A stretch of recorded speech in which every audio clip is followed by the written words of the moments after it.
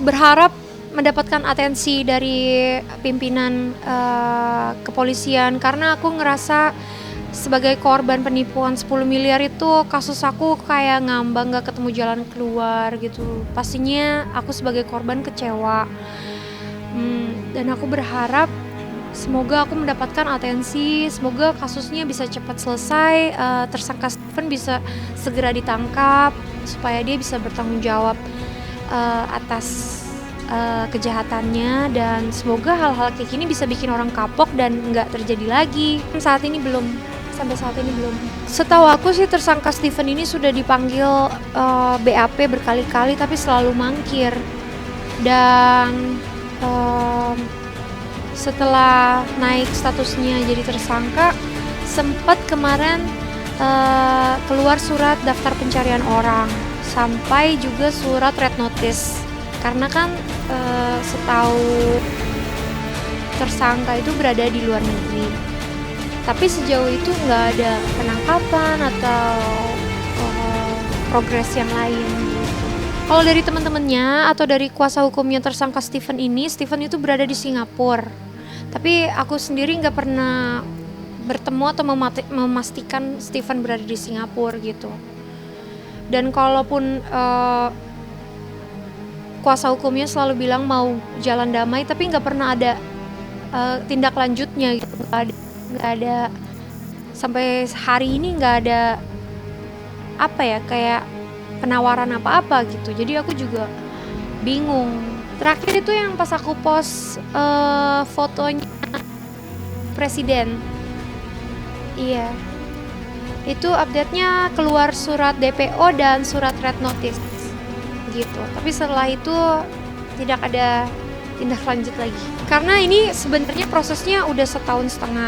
Dulu awal-awal pasti aku nggak bisa terima, pasti dulu awal-awal aku stres, sakit, sempat ASI berhenti, sempat mental jatuh. Tapi kan maksudnya ini udah 1,5 tahun, aku juga punya tanggung jawab anak, keluarga yang harus aku urusi. Aku juga nggak bisa udah ketimpa tangga hilang 10 miliar terus udah jatuh ketimpa tangga lagi, ya kan, udah jatuh hilang 10 miliar terus ketimpa lagi beban-beban hutang, beban-beban mental, beban-beban penyakit, beban-beban sakit hati segala macam. Jadi aku harus move on, harus ikhlasin, aku harus bangkit lagi, aku harus berdiri lagi. Makanya aku berusaha banget untuk ikhlas. Momen-momennya pastinya berat, tapi harus aku lalui supaya aku juga kurangin beban untuk di masa depan, supaya aku tetap bisa terus bangkit, berusaha lagi dari nol, tetap semangat gitu. Karena kalau enggak bingung juga ya. Kemarin aku bersyukur aja udah nggak gila gitu. Jadi sekarang aku udah bisa bangkit kayak gini, bisa semangat lagi ya. Aku seneng. Itu semua kan berkat doa sama Tuhan, berkat dukungan suami, berkat dukungan keluarga. Jadi aku bisa beraniin diri untuk maju lagi, bangkit, memperjuangkan hak-hak aku. Semuanya udah aku jalanin. Dari dulu kan aku masih tinggal di Bali, aku masih bolak-balik Jakarta Bali. Sekarang sampai 5 tahun masih aja nggak ada kepastian hukum yang aku dapat gitu. Jadi aku sebagai pribadi inginnya tetap optimis, tapi aku kecewa gitu sama institusi yang bertugas. Kalau suami aku tuh support aku luar biasa ya dari awal, karena awal-awal tuh ketika aku tahu aku ditipu itu kan saat aku baru saja melahirkan kan. Jadi itu mental aku benar-benar hancur di situ. Dari aku bahagia nimang anak kedua aku, tapi aku juga ditampar sama kenyataan bahwa uang aku ditipu segitu banyak gitu. 10 miliar kan bukan hal yang sedikit gitu. Tapi suami itu selalu jadi garda terdepan buat aku dan keluarga. Dia yang jalanin prosesnya, dia bantu aku secara mental dan secara physically, bolak-balik Jakarta Bali, dia berusaha untuk ini dan itu gitu. Jadi dengan adanya suami itu benar-benar membantu banget proses aku ngelewatin musibah ini gitu. Suami sendiri selalu support dengan memberikan semangat, berada di sisiku, nggak berhenti berdoa buat aku dan keluarga, terus selalu jalanin semua prosesnya gitu. Pastinya ini permintaan suami, rembukan kita berdua. Akhirnya kita memutuskan untuk pindah ke Jakarta lagi. Soalnya mungkin karena suami lebih gampang di Jakarta. Terus juga suamiku, Vincent mikirnya karena papaku kan udah lebih senior daripada mertuaku kan, papa mertuaku gitu. Jadi papaku juga pastinya butuh perhatian ekstra dari anak-anaknya gitu. Jadi kita memutuskan ya udah deh kita tinggal di Jakarta biar bisa lebih dekat sama papaku juga gitu, karena udah semakin umur gitu. Kalau di Bali kan kebetulan kita udah ada gurunya yang private datang ke rumah itu untuk ngajar piano, gitar, drum. Kalau di sini kebetulan aku baru ketemu guru les baru, itu udah mulai 2 kali sih latihan, seminggu sekali untuk piano dan juga gitar gitu. Kalau drum aku kebetulan belum ketemu gurunya gitu.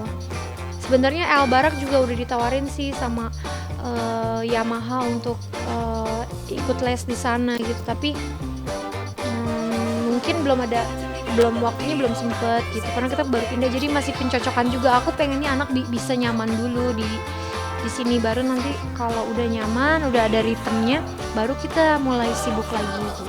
Sebenarnya kita tuh mau pindahnya tuh dari 2003 awal, tapi kita nunggu 2003 pertengahan itu karena El Barak bisa selesain tahun ajarannya dulu, jadi nanti pindahnya pas pergantian atau naik-naikan kelas gitu. Jadi kemarin kita nunggu itu, akhirnya pindah di bulan Juli. Terus sekarang El Barak udah masuk ke sekolah baru di Jakarta. So far sih dia happy, cuma mungkin dia sedikit shock sama culture yang berubah, yang beda gitu kan. Soalnya mungkin di Bali itu kan dia kebanyakan kan mungkin teman-temannya Western gitu. Kalau di sini mungkin lebih mix gitu. Jadi dia paling itu aja gitu kendalanya, dia sedikit aja. Dan sekarang aku rasa dia udah biasa lagi gitu. Karena dia bilang ya mungkin kayak dulu kali ya, waktu El pindah dari Jakarta ke Bali juga, di Bali El bingung. Sekarang El bingung lagi. Dia bingung lagi sekarang dari Bali ke Jakarta gitu. Tapi so far dia menunjukkan positif banget di sekolahnya. Kemarin aku dipanggil sama guru homeroom teachernya kan, dia bilang sama aku El Barak sebagai ketua kelas gitu. Jadi aku bangga banget, seneng banget.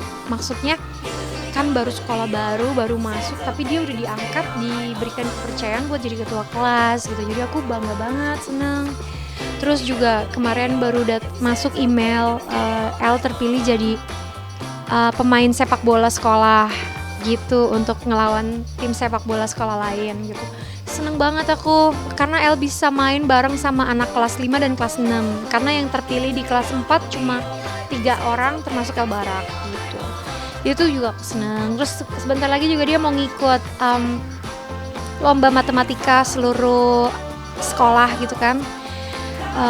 Itu juga aku seneng banget gitu. Maksudnya dia punya nyali, punya ilmu yang dia bisa presentasikan di dalam lomba. Itu aku happy banget gitu, karena seneng ya di Jakarta nih dia lebih aktif dengan akademis gitu, kayak lomba matematika, which is kalau di Bali sebenarnya kita aktifnya lebih ke olahraga kan, kayak soccer, apa tuh namanya, surfing, basket gitu. Kalau di sini tuh lebih kayak lomba matematika.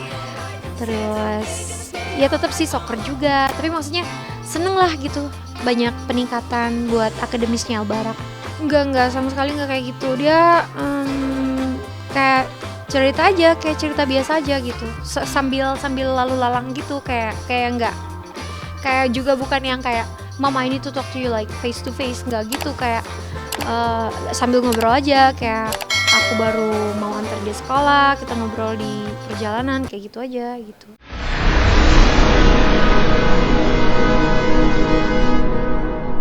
Jadi jangan lupa untuk subscribe Cumi Cumi. Ditekan ya tombol lonceng merahnya.